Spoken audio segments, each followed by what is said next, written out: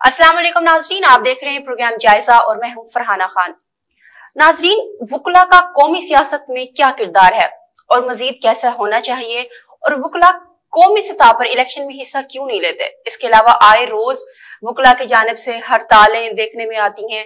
ऐसे क्या तहफुजात और उनके हड़तालों के पीछे ऐसे कौन सी वजूहात हैं जो वुकला हजरात हड़तालें करने पर मजबूर हो जाते हैं?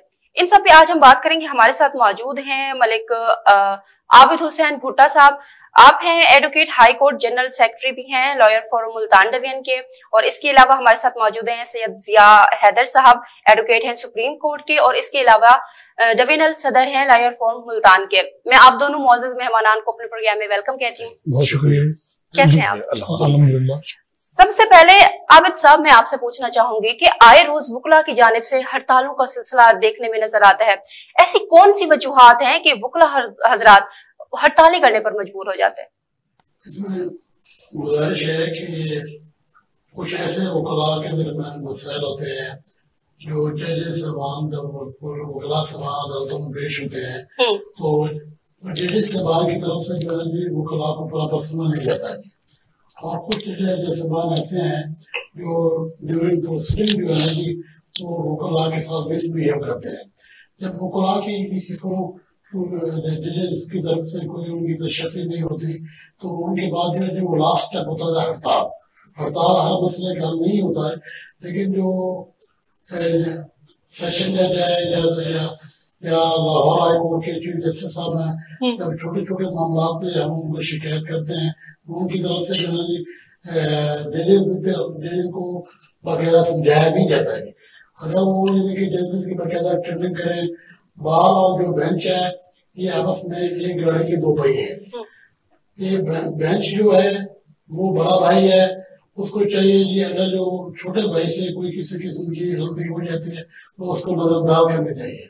लेकिन जो आजकल के जजेस साहब आ रहे हैं, क्योंकि वो प्रैक्टिकल तौर पर बहुत कम कचहरी हाई कोर्ट में आते हैं, अच्छा। तो डायरेक्ट उनकी अपॉइंटमेंट हो जाती है, तो उनको जो है वो कला के मसाइल का पता नहीं होता।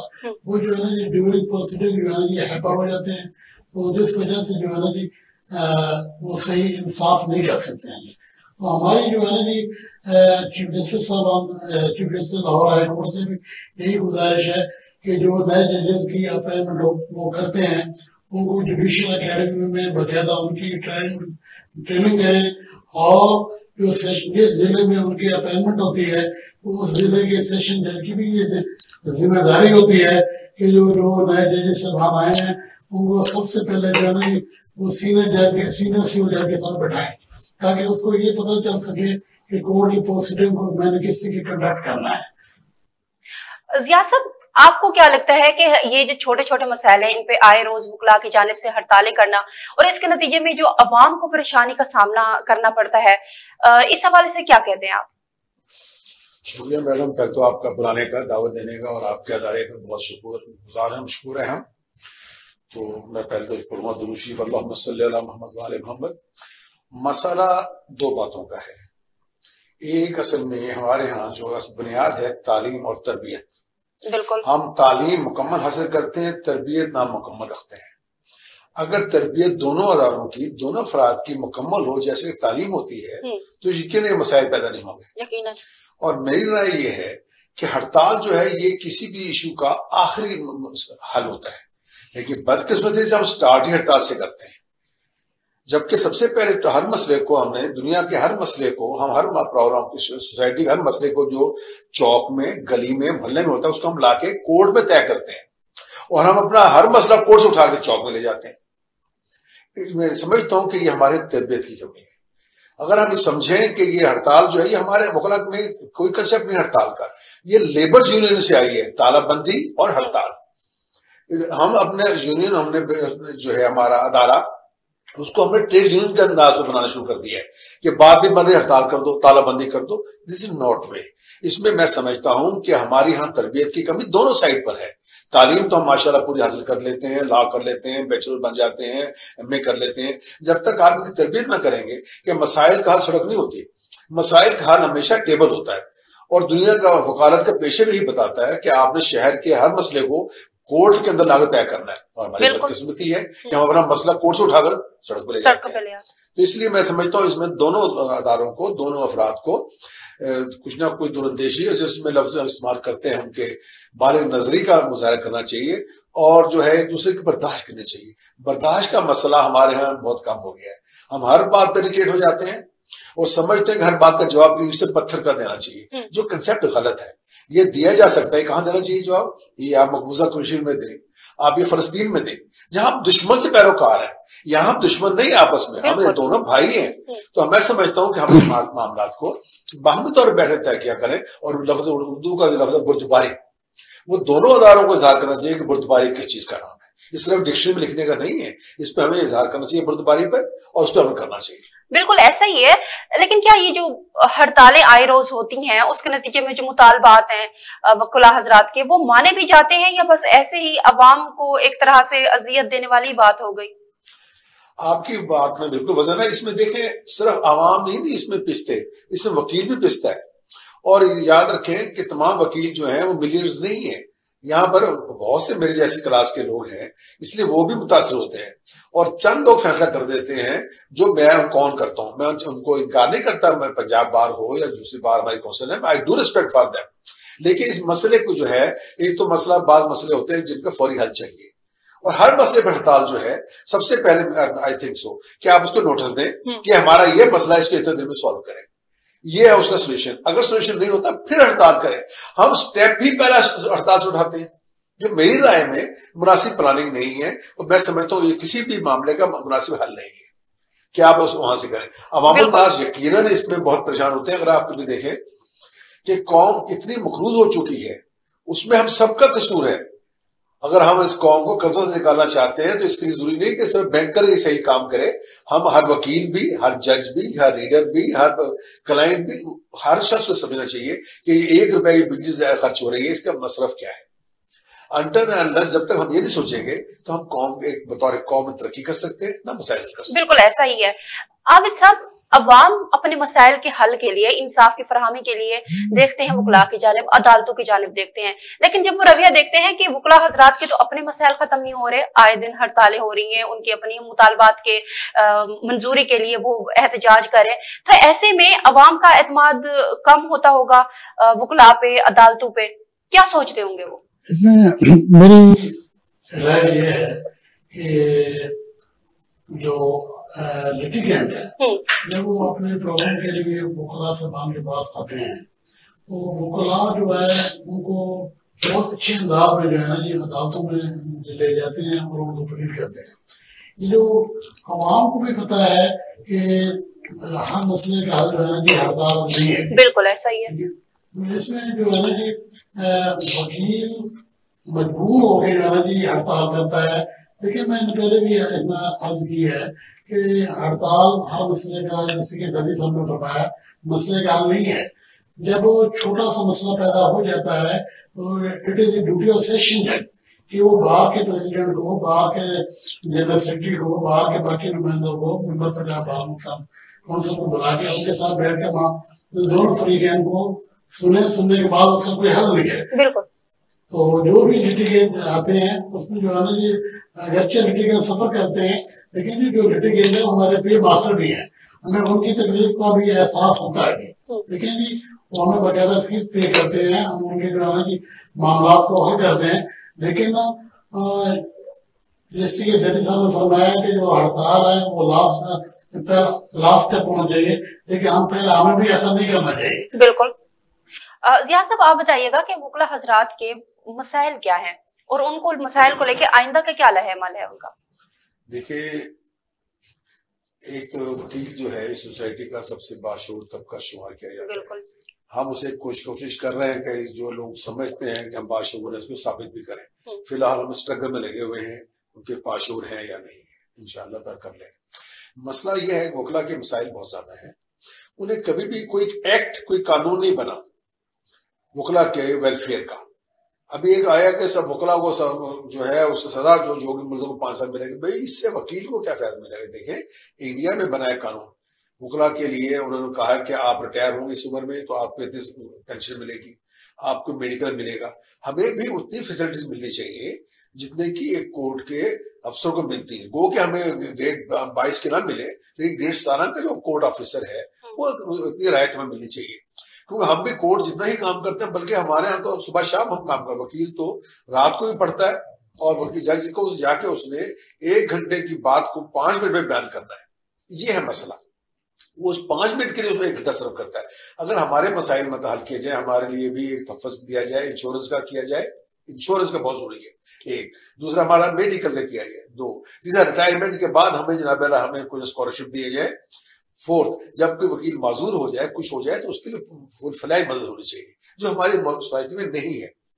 तो इस इन मसाइल पे ना तो हमारे जो मुतलका अफराद अहबाब हैं उन्होंने गौर नहीं किया, जो गौर करना चाहिए, बस यकीनन करना ही चाहिए। आबिद साहब, आप बताइए कि लॉयर फॉर्म के क़याम का मकसद क्या है? देखिए कि हर पॉलिटिकल पार्टी का जो है उसके अंदर एक लॉयर विंग है, और जो पॉलिटिकल पार्टी होती है उसके अंदर जो लॉयर विंग है वो रीढ़ की हड्डी केसेस रखता है। तो उस पॉलिटिकल पार्टी के अंदर उनके जो भी उनकी तंजीम साजी है, आइन साजी है, उसके लिए जो है ना कि जो लॉयर फोरम है वो कलीदी किरदार अदा करता है। जब वो अपोजिशन में कोई भी सियासी जमात होती है तो उसमें हुकूमत की तरफ से पॉलिटिकल विक्टिमाइजेशन होती है, उनके खिलाफ झूठी FIR होती है, ठीक है ना जी। या जनरल इलेक्शन होता है या लोकल गवर्नमेंट का इलेक्शन होता है, तो पॉलिटिकल पार्टीज को जो है ना जी वो वकला की जरूरत होती है। तो हर जमात का जो पॉलिटिकल विंग है वो बड़े बेहतरीन अंदाज में अपनी पार्टी की टिकट होल्डर की, MP, MLA की मुआवनत कर सकता है। नाज़रीन, गुफ्तगू का सिलसिला जारी है। यहाँ वक्त आ जाता है ब्रेक का। ब्रेक के बाद वापस आएंगे और जानेंगे कि वकला हजरात का सियासत में क्या किरदार है और इलेक्शन के हवाले से उनका आइंदा क्या अमल है। हमारे साथ रहिए।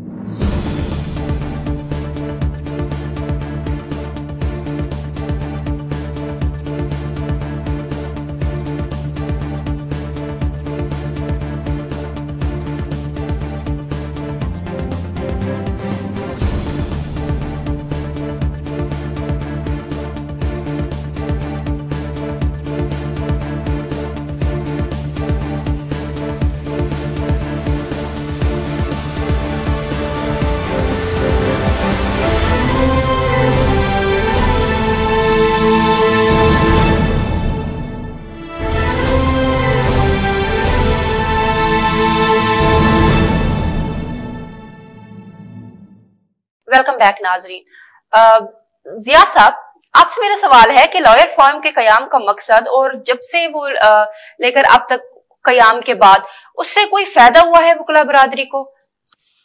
असल में लॉयर जो हर पार्टी अपना फोरम बनाती है, उनके अपने मकसद होंगे। हम समझते हैं मुस्लिम लॉयर फोरम का मकसद बुनियादी ये है कि वकला के मसाइल को अपने आला क़यादत तक पहुंचाया जाए और उन्हें बताया जाए कि मुखला जो है इस वक्त किस मसले का शिकार है, और ऐसे ही गवर्नमेंट की पॉलिसी या गवर्नमेंट आ जाए तो उनको सॉल्व भी करवाया जाए थ्रू अपना चैनल के। क्योंकि हम अक्सर मसला ये है कि ना हमारे MNA वकला बहुत कम मसला नहीं लेते, तो हमारी आवाज वहां तक नहीं पहुंचती, जिसे हम कहते हैं कि जिसे अपना पार्लियामेंट तक आवाज नहीं पहुंचती। उसको पहुंचाने का तरीका एक वकला फोरम है कि हम अपनी पार्टी के लाइन बताते हैं, पार्टी की लाइन है, और पार्टी को बताते हैं कि वकला के मसाइल है, इनको हल किया जाए।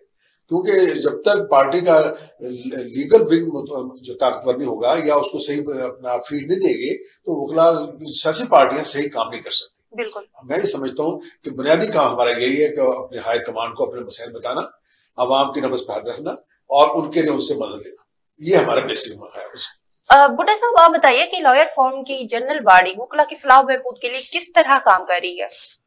मेरे को ये है कि जो लॉयर फोरम है ये तकरीबन इसकी जो है ना ये लॉयर फोरम मुस्लिम लीग की मैं बात करूँगा, इसकी जो है पाकिस्तान लेवल पे 4 सूबों के अंदर और हर डिवीजन के अंदर और जिले के अंदर हर तहसील के अंदर इसकी तंजीम जारी हुई है।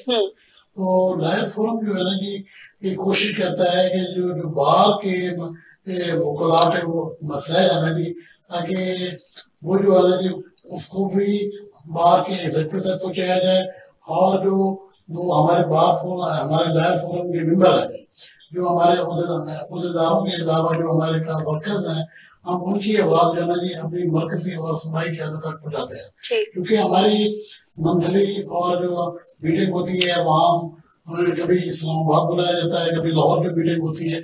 हम जाके जो हमारे दायरे के मसाइल हैं हम जाके अपनी मरकजी क़यादत और सूबाई क़यादत के साथ शेयर करते हैं। देखिए जी, जब भी कोई पॉलिटिकल पार्टी इक़्तिदार में आती है तो उस वक्त जो है ना जी वो अपने लहर फोरम के जितने भी उनके वकला होते हैं उनको जो उनकी फेडरल गवर्नमेंट में जो सीटें हैं अटॉर्नी जनरल की, डिप्टी अटॉर्नी जनरल की, असिस्टेंट अटॉर्नी जनरल की, वो वहाँ अकोमोडेट करते हैं। और इसी तरीके पंजाब के अंदर जो एडवोकेट जनरल है, additional advocate general, assistant advocate general है। 2016 में पाकिस्तान मुस्लिम लीग नवाज की हुकूमत थी। 2016 से 18 तक बंदा नकीज को भी मुस्लिम लीग नून ने मुल्तान बेंच में as a assistant general appoint किया था। उस वक्त जो है ना जी हमसे जो कोशिश भी हो सकी बार हमने मुल्तान डिस्ट्रिक्ट बार की और हाई कोर्ट बार के जो मसाइल है जी हमें अपनी मरकजी क़यादत तक पहुंचाए और हमारी मरकजी और सूबाई क़यादत ने जो है ना जो मसाइल हल किया। ठीक, जिया साहब, वकालत ऐसा शोबा है जहां पे समझा जाता है कि मर्दों का आना ज्यादा बेहतर है, लेकिन ऐसे में अब कुछ खवातीन ने भी रुख कर लिया है वकालत का, और जो कि बहुत अच्छी बात है। ऐसे में खवातीन वकला के कौन कौन से मसाइल हैं जो इस वक्त उनको फेस करने पड़ रहे हैं? मुहतरमा, बात यह है कि वकालत में बहुत से शोबे हैं, बहुत सी ब्रांचेस हैं। मेरी बेटी माशाल्लाह उसने पंजाब यूनिवर्सिटी से LLB ऑनर किया है, बड़ी पोजीशन से पास किया है उसने लॉ, मैंने उसको भी कराया है। मैं समझता हूं कि ख्वातीन जो है अपने लिए बेहतर ब्रांच का अगर सही इंतखाब कर लें तो बेहतर रहेगा। उनके लिए मसला जो है वो फौजदारी तरह उनके लिए टफ है और उनके मिजाज के खिलाफ है और उसमें वो उनके लिए प्रॉब्लम है। कंपेयर टू दैट वो अगर करें इन्कम टैक्स में करें और दूसरे टैक्स ब्रांचेस में करें, दूसरी ब्रांचेस में करें अपना, तो इंश्योरेंस में और दूसरे मामला में करें तो ही कामयाब हो सकती है और हो भी रही। लेकिन जहां तक ये कचहरी में सिविल ख्वातीन जो है सिविल लायर भी अच्छी बन सकती है, खैर बन तो फौजदारी भी सकती है, लेकिन फौजदारी के मसाइल उल्टे होते हैं, वो उन्हें मीट विद नहीं कर सकती। दूसरे हमारा माशरा जो है हमने सोसाइटी को साथ लेकर चलना, हम अपने माशरे को नहीं छोड़ सकते कि हमारा एजुकेशन आ गई है तो हम माशरे को छोड़ दें। जो हमारे समाजी तकाजे हैं, दूसरे लफ्जों में हमारे जो मजहबी तकाजे हैं, शर्म हया, वो उसको हम मद्देनजर रखेंगे। ख्वातीन के लिए बहुत मसाइल है, उनको आना चाहिए और उसमें सबसे पहली बात उनकी है कि अच्छे सीनियर का अच्छा इंतखाब करें।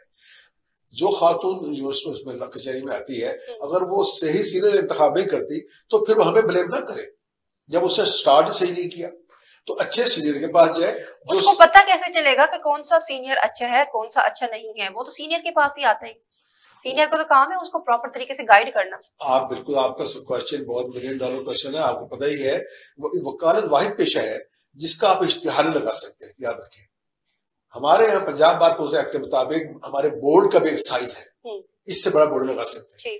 हम खबर नहीं लगवा सकते कि 500 कातिलों को बरी करा दिया, 150 मुलजमों को बरी करा दी, ये नहीं कर सकते, हमारे यहाँ ये पाबंदी है।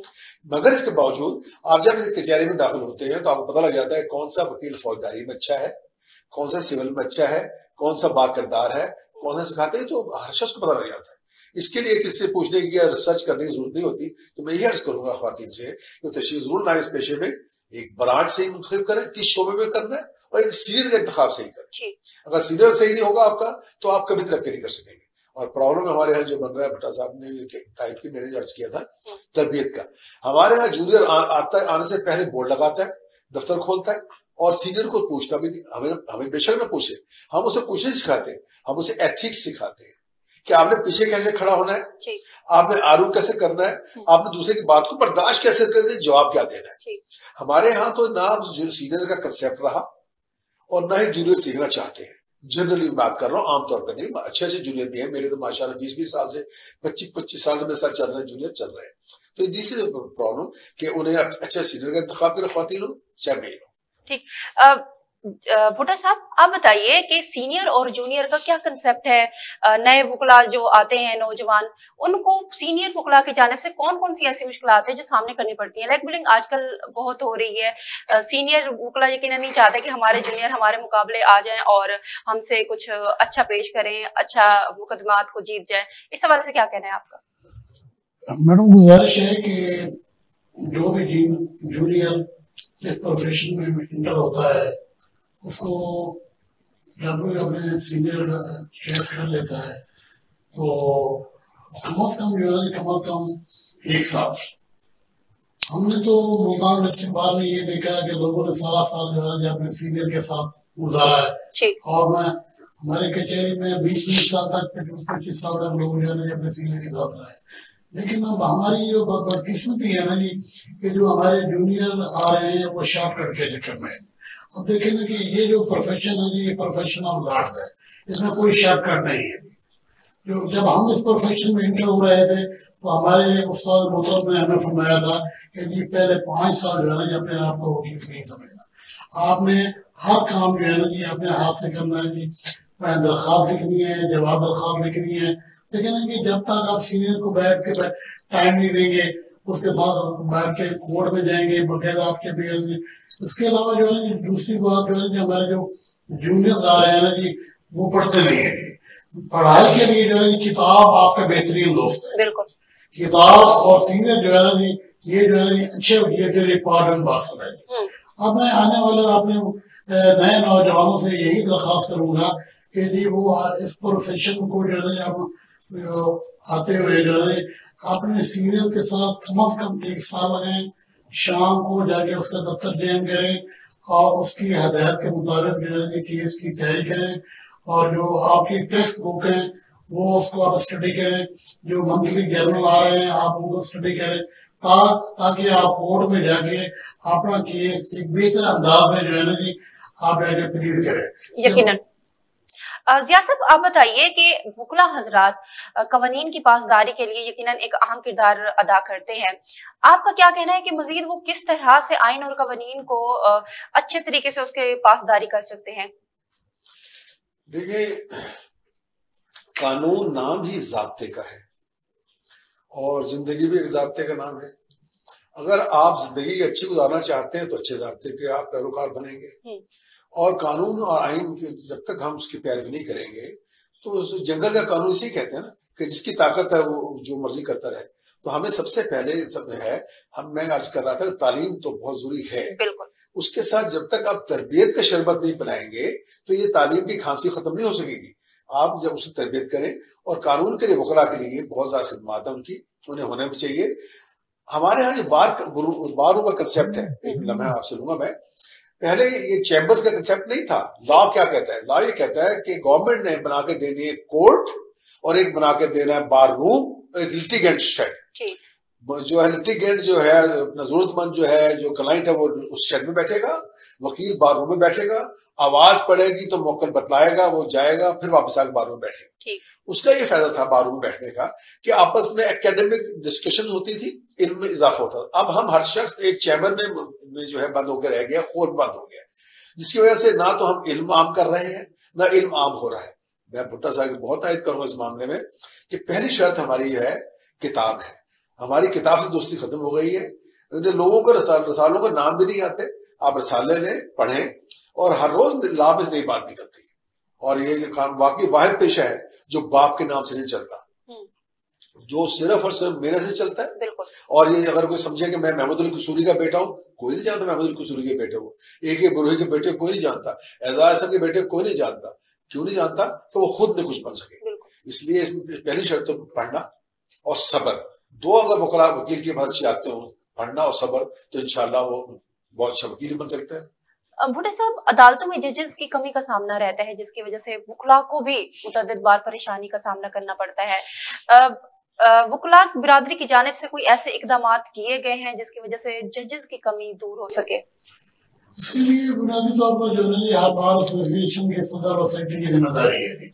जिसकी जो है ये आबादी में इजाफा हो रहा है, उसी वजह से लिटिगेशन में भी इजाफा हो रहा है।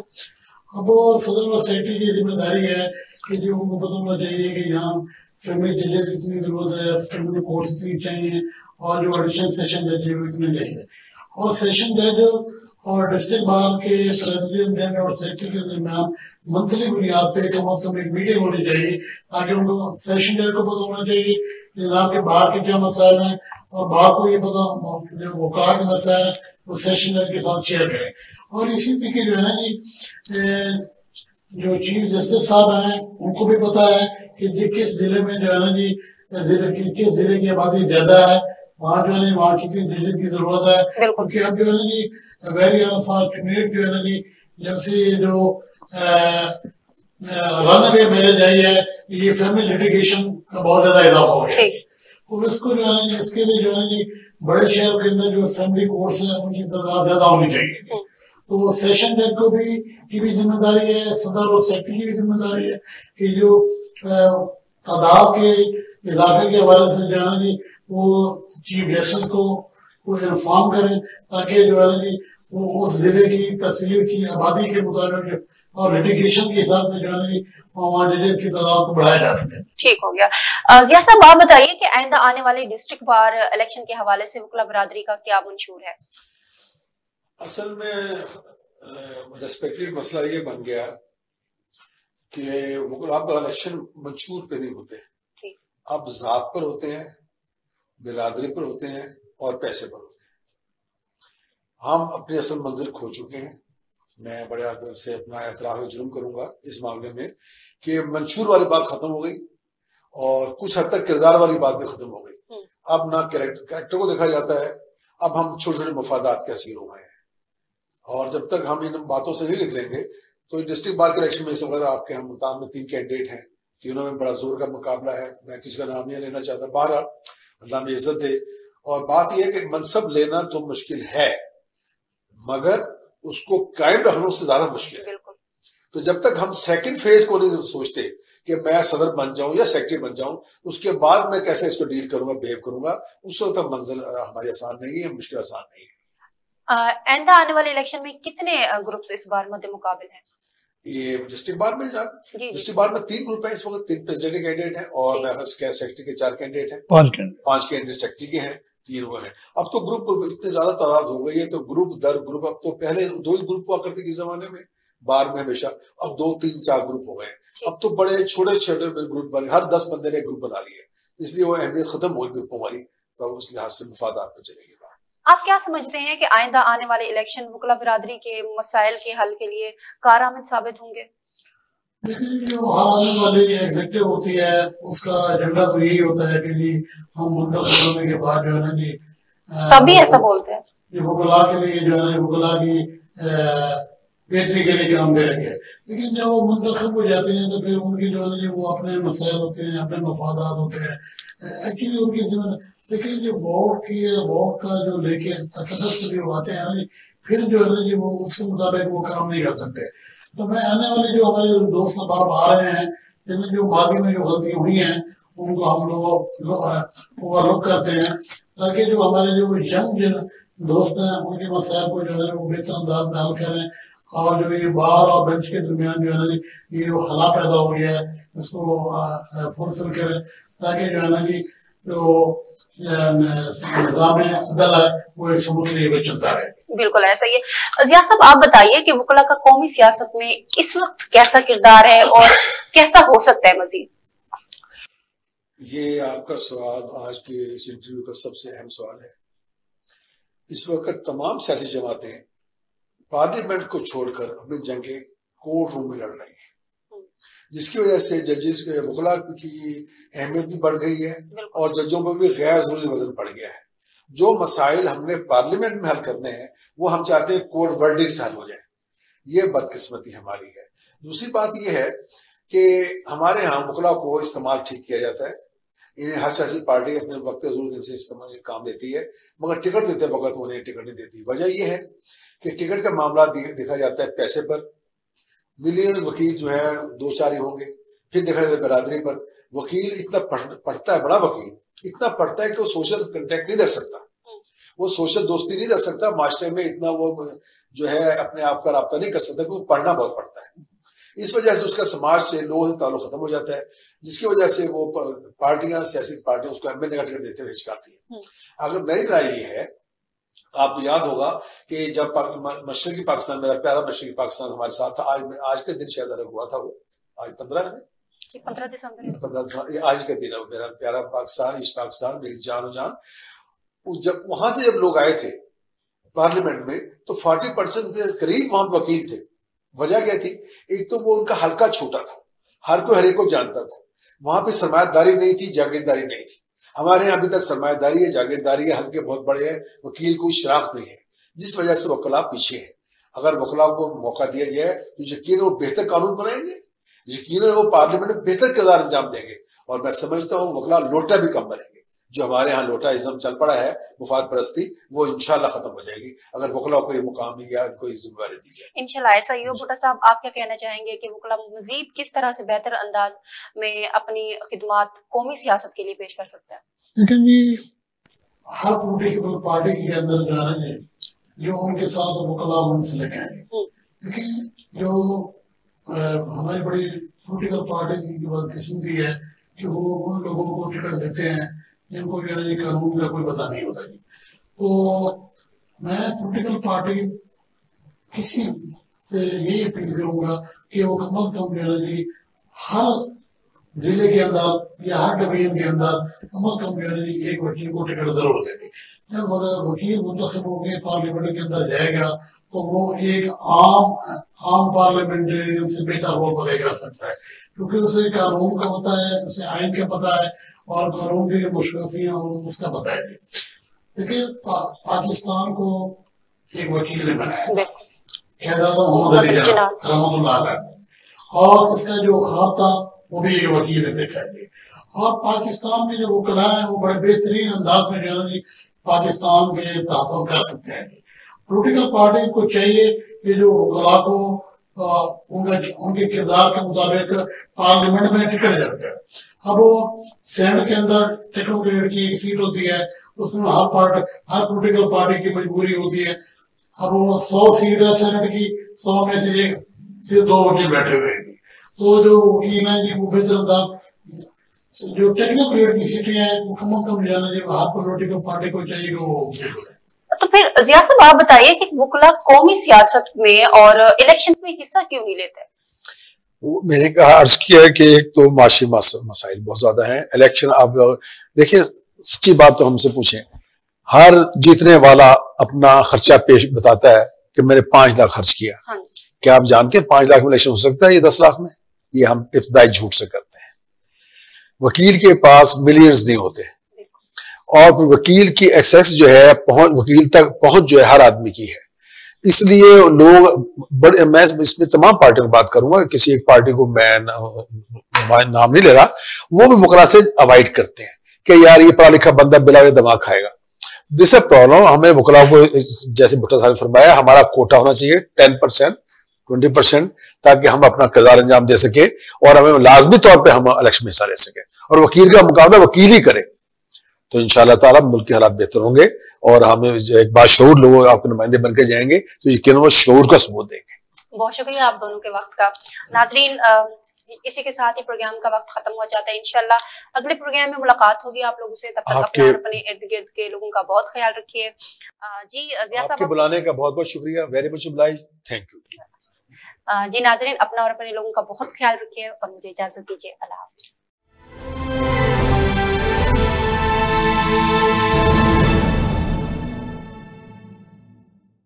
बहुत ही अच्छे डिजाइन में यहाँ पे प्रोग्राम का वक्त खत्म हो जाता है। अपनी मेजबान फरहाना को अगले प्रोग्राम तक इजाजत दीजिए और अपना और अपने इर्द गिर्द के लोगों का बहुत ख्याल रखिए। अल्लाह हाफिज।